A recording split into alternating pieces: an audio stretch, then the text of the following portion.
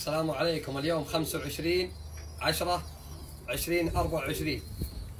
هذا إن شاء الله واحد من الطيور اللي رايحات لأخونا أبو طارق من محافظة واسط من العراق. بس الله يبارك له. أخذ من عندنا حبتين عيال الثعلب مباشر. الحين أصور لكم الأم والأب لهذا الطير ونشوفها إن شاء الله بالفيديو بس على أساس التصوير. اليوم الجمعة 25/10. اللهم صل وسلم على سيدنا محمد.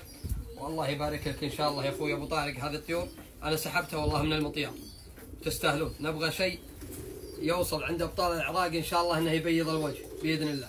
هذا واحد رقمه 22076624. وهذا الطير الثاني.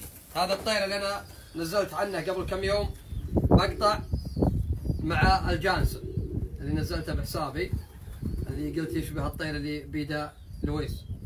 هذا برضو اخترته له، برضو كان بالمطيار ويستاهل. يستاهلون اخواننا من العراق. اليوم ان شاء الله عندنا شحنتين للعراق، واحده لاخونا ابو طارق من محافظه واسط، عسى الله يبارك له الطيرين هذول. هذا رقم الثاني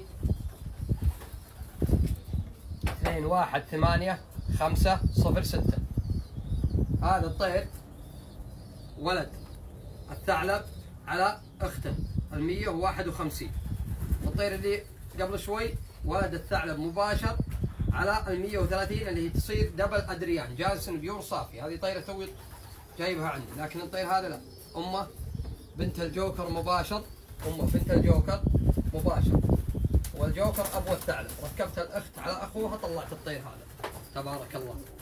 ان شاء الله في هنا خير وتشوفون خير ان شاء الله، ويجيب اخبار طيبه بين ابطال العراق باذن الله تعالى. الله يبارك لكم ان شاء الله يا اخوي طارق ابو طارق، انت واخونا الثاني اللي اخذ من العراق. بعد شوي نسوي فيها منشور. الله يبارك.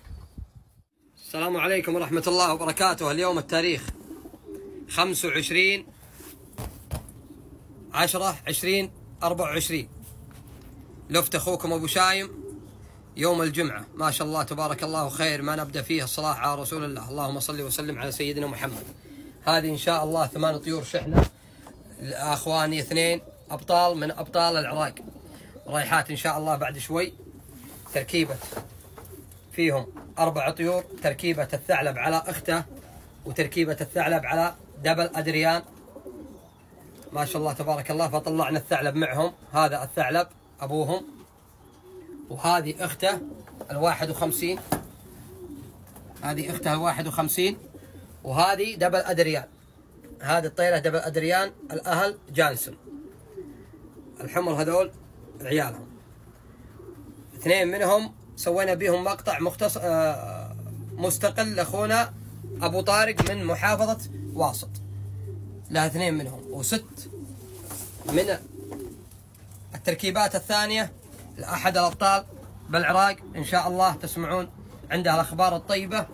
أخذ من حمام أبطال ملهم 1115 كيلو، وكذا تركيبة من تركيبات الأساس من لبت أبو شايم. أخذ من المباشر، عسى الله يبارك له إن شاء الله. وإن شاء الله يوصلون العراق بصحة وسلامة، ونسمع عنهن أخبار طيبة مع أخواننا بالعراق. إن شاء الله أنا بداية خير بإذن الله تعالى. أسأل الله أنه يوفقنا ويوفقكم ويبارك لكم فيهن، ونهن يجملن عندكم يا اخواننا بالعراق باذن الله تعالى. نسال الله لكم التوفيق. الان نجهزهم ونسلمهم للموصل ان شاء الله على اساس للشحن باقرب وقت للعراق. ادعوا لنا بالبركه وعسى الله يبارك لهم الجميع ان شاء الله. ما شاء الله تبارك الله.